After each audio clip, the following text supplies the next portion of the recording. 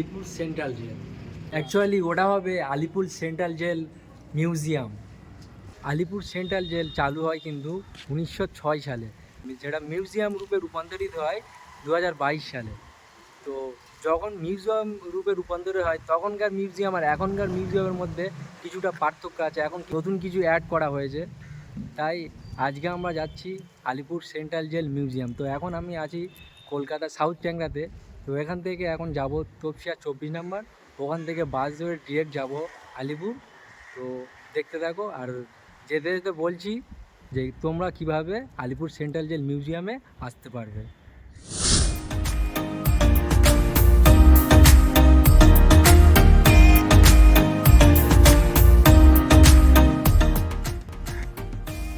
Alipur museum আসার সবথেকে ভালো ট্রান্সপোর্টেশন হচ্ছে মেট্রো।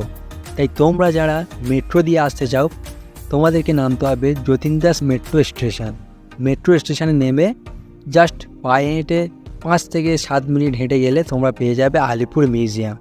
এছাড়াও তোমরা যদি খড়গপুরে কেউ আসতে চাও তোমরা শিয়ালদা স্টেশনে নেমে ওখান থেকে হাজরা মোড় যাওয়ার যে কোনো বাসে উঠে হাজরা মোড়ে নেমে ওখান থেকে পায়ে হেঁটে ওই রকম 5 থেকে 7 মিনিট লাগবে আলিপুর মিউজিয়াম যেতে। তো আমরা এখন দাঁড়িয়ে আছি তপসিয়া 24 নম্বরে।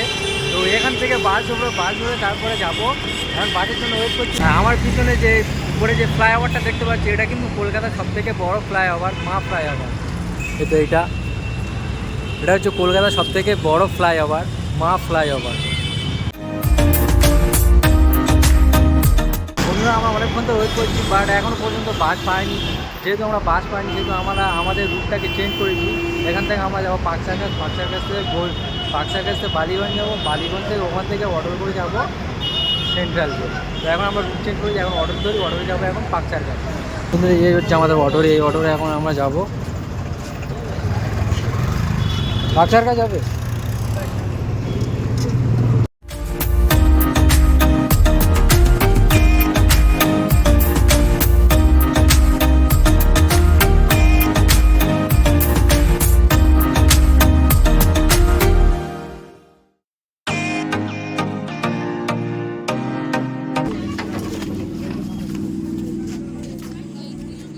জাস্ট এইমাত্র ট্রেন থেকে বালিগঞ্জে নামলাম, আর পার্ক সার্কাস স্টেশন দেখাতে পারিনি, কারণ আমরা যখন পার্ক সার্কাস স্টেশনে এসেছি তখন অলরেডি ট্রেন ছেড়ে দিয়েছে।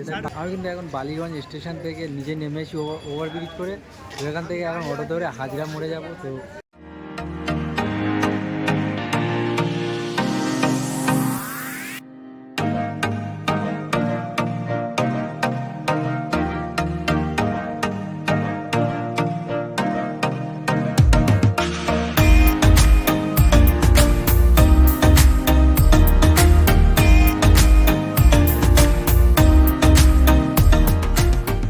বন্ধুরা এইমাত্র আমরা অটো থেকে নামলাম, আর এখানে বালিগঞ্জ থেকে হাজরা মোড়ে আসার জন্যে কত করে ভাড়া নিয়েছি? 15 টাকা করে ভাড়া নিয়েছে পার পার্সেন্ট। তো পেছনে এই যে মোড় দেখতে পাচ্ছ, এই ওখানে নামিয়ে দিয়েছে। ওখান থেকে এখন এই সামনে এইদিকে 1 কিলোমিটার মতো রাস্তা, মানে 10 থেকে 15 মিনিট হেঁটে গেলে তোমরা আলিপুর সেন্ট্রাল জেল ওখানে পৌঁছে যাবো। তো আমরা এখন হেঁটে হেঁটে যাই তাড়াতাড়ি করে।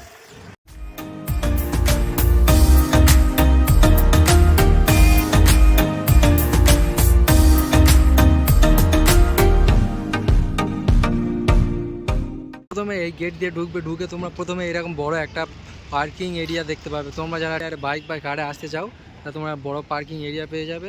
এখানে তোমরা গাড়ি পার্ক করতে পারো, কোনো অসুবিধা নেই। বাইকের জন্য 10 টাকা প্রতি ঘন্টা, আর এবং 4 চাকা বা কারের জন্য 25 টাকা করে প্রতি ঘন্টা। ফাইনালি অনেক হ্যারাসমেন্টের পর আমরা এখন চলে এসেছি, দেখতে পাচ্ছ পিছনে আলিপুর সেন্ট্রাল জেল। হাজরা মোড় দিয়ে ওই দিক দিয়ে তোমরা যারা আসবে বেশিক্ষণ লাগবে না, 5 থেকে 7 মিনিট হাঁটলে তোমরা এখানে চলে আসবে আলিপুর সেন্ট্রাল। তো এখন এখানে টিকিট কাটি। এখানে বন্ধুরা এই আলিপুর মিউজিয়ামের টাইম টেবিল দেওয়া আছে, শুধু সোমবার বাদে বাকি সপ্তাহের 6 দিন খুলবে। সন্ধ্যে 6টা পর্যন্ত টাইম দেওয়া আছে। এই মিউজিয়ামের কিন্তু প্রবেশ মূল্য কিন্তু 30 টাকা, কিন্তু এখানে কিন্তু একটা স্পেশাল লাইট শো হয়, যেটার জন্য কিন্তু তোমাদের এক্সট্রা 100 টাকা। এবার সেখানটা এক্সট্রা 100 টাকা তোমাদের পে করতে হবে। কিন্তু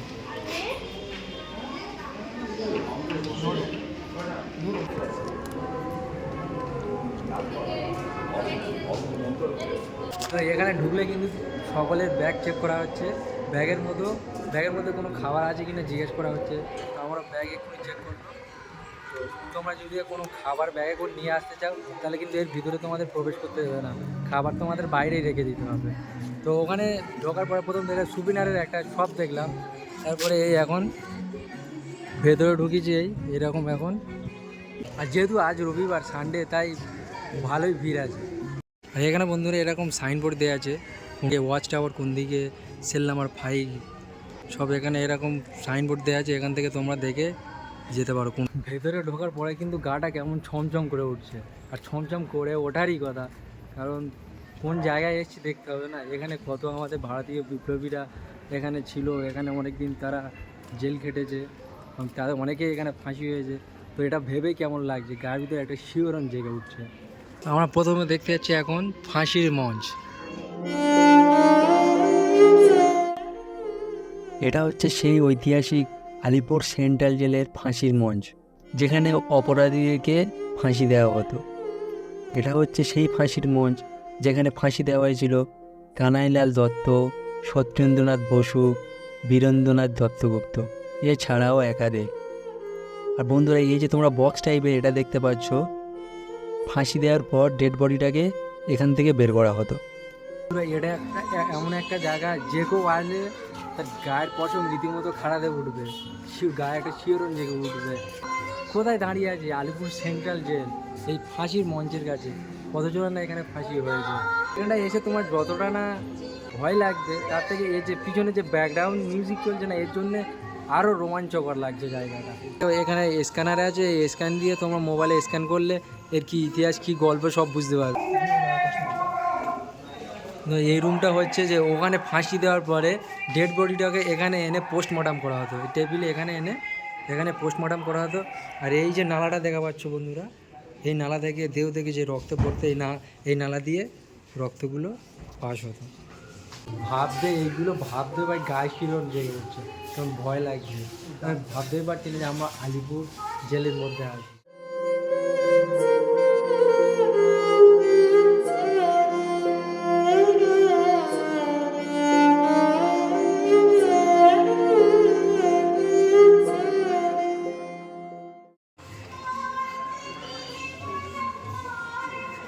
কন্ডেমনেশন রুম।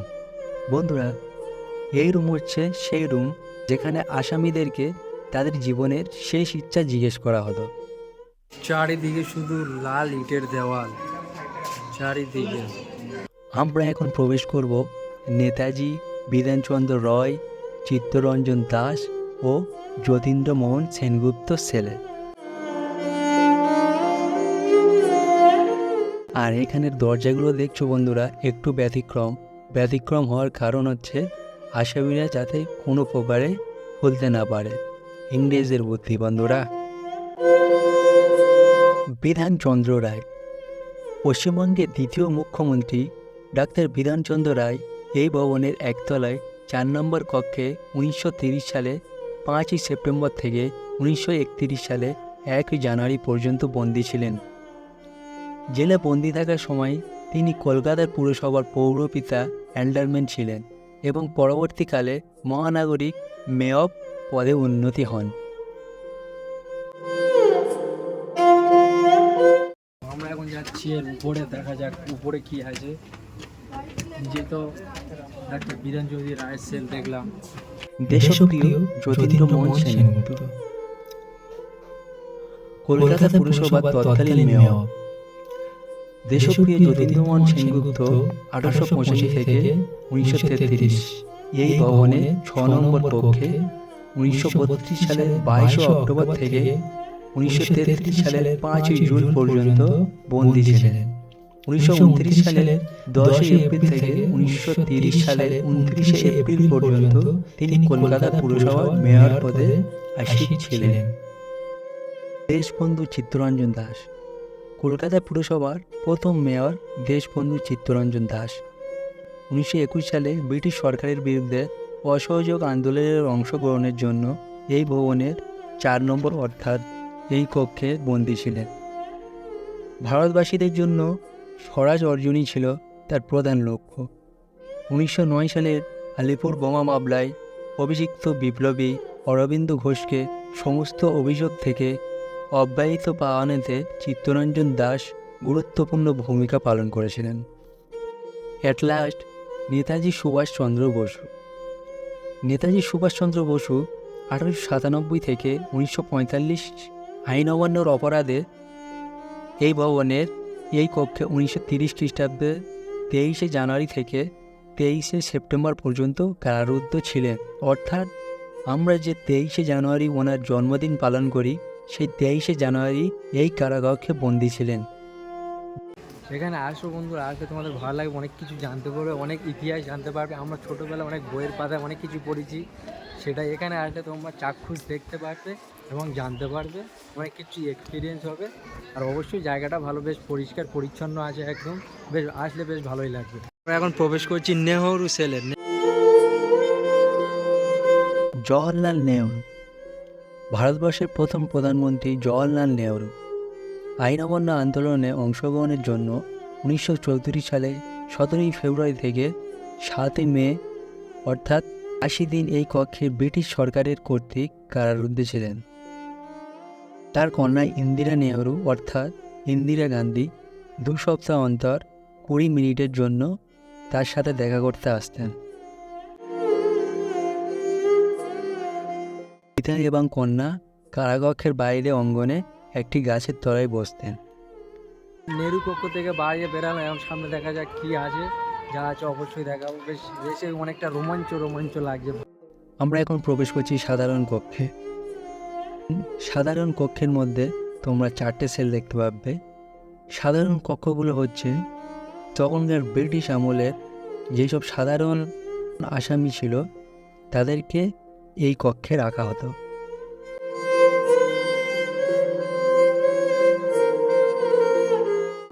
এরপর পুলিশ মিউজিয়াম।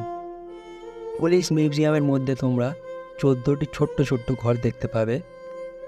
এই কক্ষগুলির মধ্যে তোমরা দেখা পাবে পিস্তল, রিভলভার, বোমা, বন্দুকের গুলি ইত্যাদি। তখনকার দিনে বিভিন্ন ঐতিহাসিক দাঙ্গার ঘটনাস্থল থেকে পুলিশের হাতে উদ্ধৃত।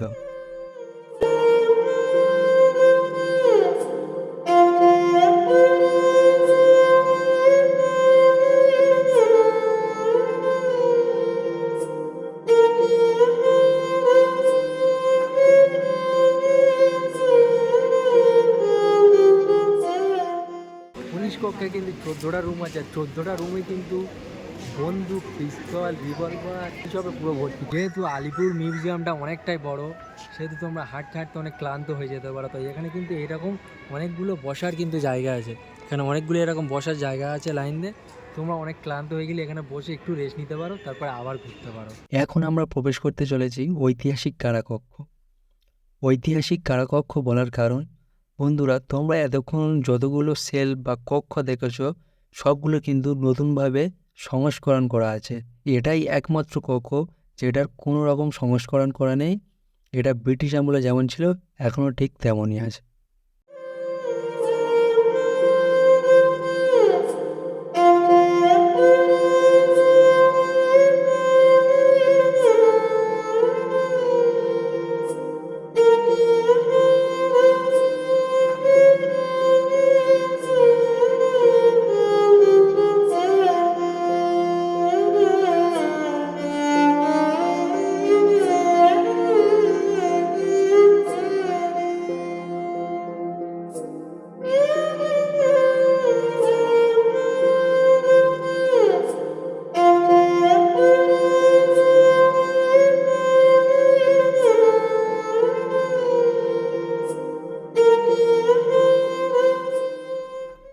Street number 7।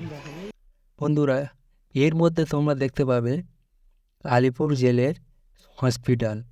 তখনকার যেসব আসামি বন্দি ছিল তাদের চিকিৎসার জন্য কিন্তু এই হসপিটাল ব্যবহার করা হতো, কিন্তু সেটা এখন সংস্করণ করে একটা আর্ট গ্যালারিতে পরিণত হয়েছে।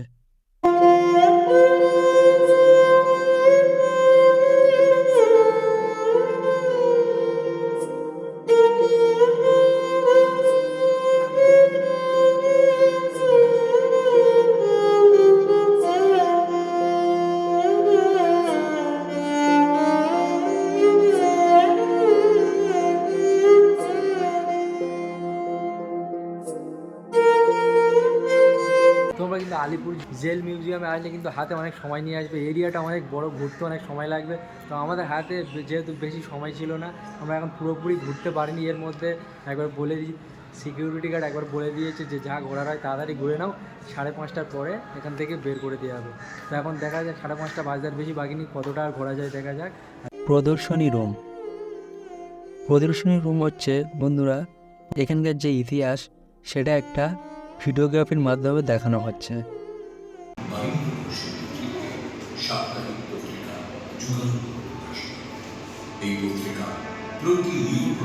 ইন্ডিয়ার যত পুরনো পুরনো কয়েন আছে, 1 পয়সা 3 পয়সা, আমরা হয়তো কখনো দেখিনি, সেইগুলো দেখা পাচ্ছি এখানে। অনেক পুরনো পুরনো টাকা আছে এখানে। এখন সন্ধ্যা হয় না, কিন্তু এখন থাকতে সব লাইটগুলো জ্বালানো হয়ে গেছে। ওই লাইটগুলো জ্বালানো হয়ে গেছে, কিন্তু সন্ধ্যার পরে কিন্তু লাইটগুলো দেখতে আরও জোশ লাগবে। এখন ঢুকছে হচ্ছে নজরুল ছেলে এখন ঢুকছে আমরা। হাতে সময় খুব কম, তাড়াতাড়ি যতটা পারি তোমাদেরকে যা দেখাবো। কাজী নজরুলের বিভিন্ন রকম বই আছে এখানে, কাজী নজরুলের ফটো এখানে আছে।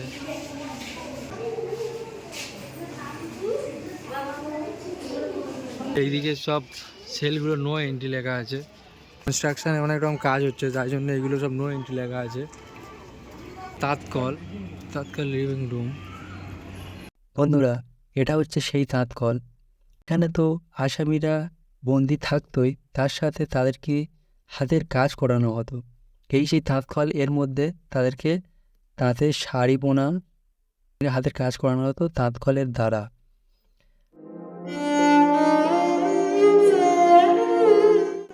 তাদেরকে এখানেই থাকতে হতো, এখানেই রেঁধে খেতে হতো, এমনকি এখানে পেশাব পায়খানা করতে হতো।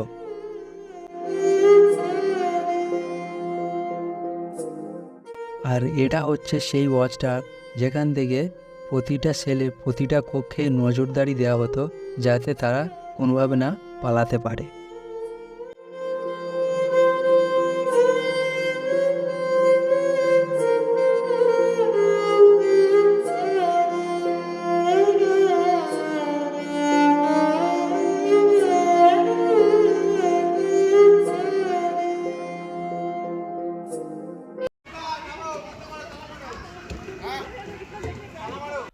শহীদ স্তম্ভ। বন্ধুরা এটা হচ্ছে আলিপুর জেলের শহীদ স্তম্ভ। এই জেলে যারা শহীদ হয়েছে তাদের স্মৃতির উদ্দেশ্যে এই শহীদ স্তম্ভ।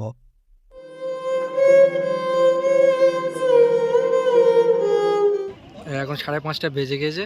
তো এখান থেকে এখন সকলের বেরোতে হবে, সকলে গুটগুটি পায়ে এগিয়ে আসছে, এখন বেরোবে। 5:30 বেজে গেছে।